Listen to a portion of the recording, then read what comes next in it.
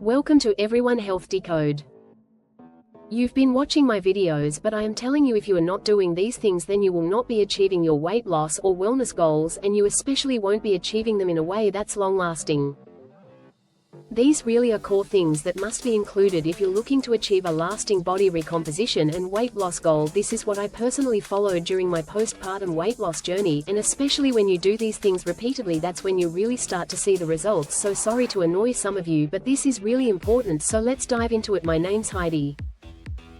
I'm a certified clinical nutritionist with my Master's Nutrition Human Performance. Okay, let's go. Tip 1. Avoid ultra-processed carbs and fats. Okay, the first thing that really is a must is that you need to be avoiding the ultra-processed fats and carbs, especially when they're combined. These foods have been studied as literally being addictive.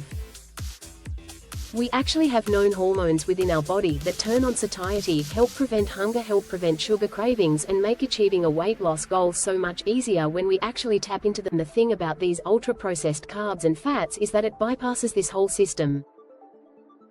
This is why just eating less while still including these ultra-processed carbs and fats does not work, because you're still spiking this addictive spiral. So the first major step in any weight loss and body recomposition journey, especially if you actually want to make it easier and achieve lasting results, is to be getting rid of at least most of these ultra-processed carbs and fats. They're going to be things like cereals and in general candy bars, energy bars, added sugars, and drinks like sodas and coffees and energy drinks, most reds.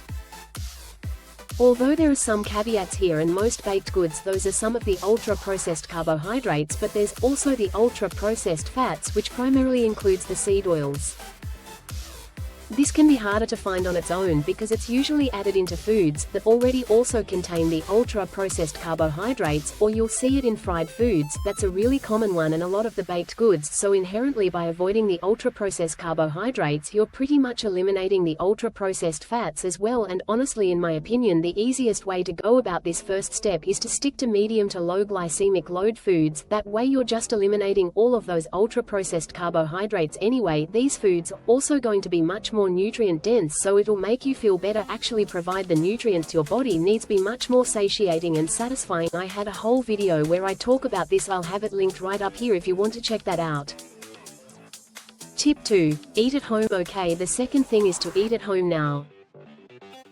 I don't talk about this one as often, or at least explicitly talk about this one as often. I will very frequently allude to that by sharing a lot of really simple recipes that you can make at home, but I also do share tips on how you can go out to eat out to a restaurant, or if your job or lifestyle requires going out to eat quite a bit, how you can make those healthier choices to support your goals while on the go. But there is just a lot of research showing that the more often you eat at home, the less likely you are to gain weight. One of the reasons could be because when you eat out, you are going to often find these ultra-processed carbs and fats.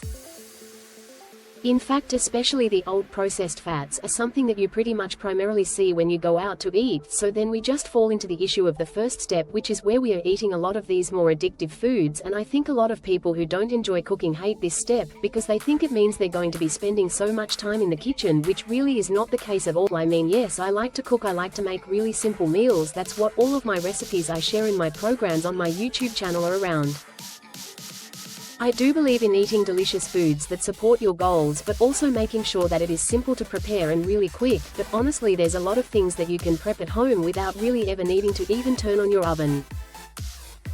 In fact, 2 of the meals I make every single day usually require no heat at all and take like minutes to prep. You guys have seen me make cottage cheese bowls, Greek yogurt bowls, tuna salad, which is a very common one when I'm in a hurry, and of course smoothies, which I make all the time. But there's even things that you can buy now that just make cooking a lot easier when you actually go to cook. So for example, you can buy pre-ricked frozen cauliflower, which takes 6 minutes to prepare, or you can buy things like rotisserie chicken or pre-made grilled salmon. So even though you aren't making these at home, you're still preparing the meal at home, which gives you back a lot more control. Tip 3. Eat more protein. Okay, the third thing that is so important is to eat significantly more protein, and from high-quality sources. Adding in adequate and more high-quality protein is one of these single-handedly easiest things you could do to help you achieve your goal, or at least making achieving your goal so much easier, because when you eat high-quality protein and when you eat enough of it, it signals your body to release a hormone called peptide YY, which tells your brain you're full, you're satisfied, and you don't need to eat. In fact, this tip alone is so strong that it actually can sometimes confuse people into thinking that they aren't going to be achieving their goals because they feel so satisfied. A lot of people are used to having to feel hungry in order to achieve their goals, which unfortunately is the result of just not adding in enough protein, but when you add in more protein it makes you feel so much more satisfied, helps prevent sugar cravings, help prevents hunger, which again just makes it so much easier to achieve those goals, and on top of that, protein helps to prevent muscle loss during the weight loss process, which means that it helps to prevent the slowing of the metabolism as well, so you don't have to keep eating less and less and less in order to achieve your weight loss goals. Now I wanted to show you guys how easy this is to be eating more protein, so I have a few options that I always keep in my pantry and fridge, because ideally for most people we're looking at 30 g of complete protein per meal, assuming that you're eating 3 meals per day. Some people need a lot more. It really depends on your goals and your body type, and this can be a lot if you aren't looking at the right types of protein sources, so I want to show you a couple really easy ones that you can include. One is canned tuna. I use a brand called Safe Catch, because it is a low mercury brand, and you can see that one can here has 43 g of complete protein. It also takes a long time to go bad, so I always keep at least 4 to 5 cans in my pantry, so I have them if I'm in a pinch and I didn't prepare something. I can have a can of tuna, make tuna salad, or something along those lines. Okay, another great option would be having a high quality protein powder. I have my zero sugar protein powder made from whey isolate, which is the lowest lactose form of whey. I'll add a scoop or 2 scoops into my smoothies into Greek yogurt to help bump up the overall protein content, plus it just makes adding in more protein taste very good. I'll make protein waffles for the entire week, and that way I just have to pop them in the toaster right before I'm ready to eat it again. Very fast and easy. I like to combine whole food sources of protein with my protein powder, so it'll either be like a Greek or Skyer yogurt, or eggs or cottage cheese.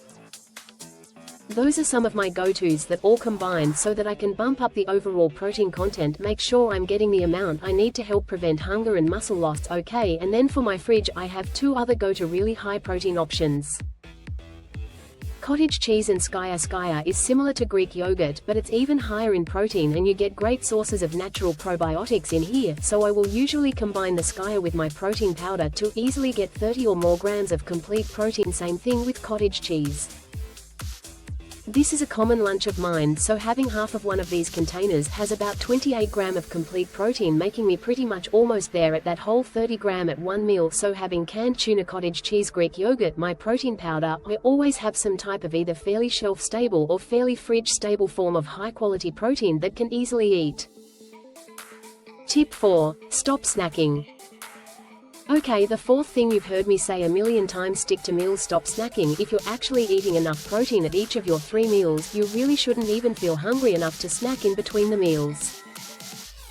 Now this can vary depending on the person, like if you are really active and if you are looking for a specific high muscle mass goal, then you might need to have some type of snack purely because you are so active and have a lot of muscle recovery needed. But for most people looking for a body recomposition goal while also decreasing body fat, 3 meals no snacks, assuming that the meals are actually high quality and have enough protein, is a much better alternative. And that's because if you are feeling hungry between meals, then you probably just simply did not get enough protein at each of your meals to feel satisfied, so already you're probably eating too little protein to support that body recomposition goal. But then as a result you're replacing that high quality protein that you missed and adding in poor quality snacks, very likely because snack foods are inherently just not very high quality foods. They aren't intended to be foods that make you feel full and satisfied. Instead it's usually going to be some type of refined carbohydrate, have some type of sugar, so think of things like crackers, pretzels, granola bars.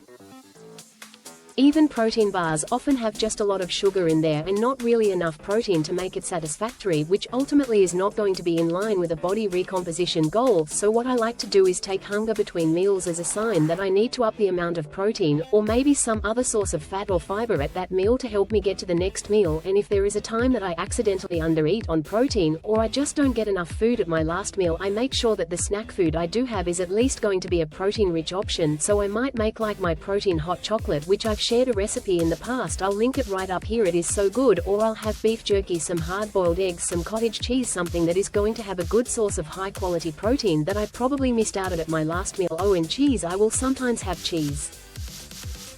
Tip 5. Drink water, skip sweetened drinks.